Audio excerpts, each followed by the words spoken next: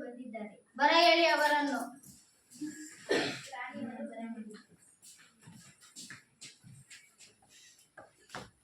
ಕಿತ್ತೂರು ರಾಣಿ ಚೆನ್ನಮ್ಮನವರಿಗೆ ನಮಸ್ಕಾರಗಳು. ಕುಳಿತುಕೊಳ್ಳಿ. ನಾವು ಇಲ್ಲಿಗೆ ಬಂದಿರುವುದು ಮನ್ಮೋ ಸಾಹೇಬರ ಒಪ್ಪಂದದಂತೆ ನೀವು ಕೊಡಬೇಕಾದ ಕಪ್ಪ ಕೇಳುವುದಕ್ಕಾಗಿ.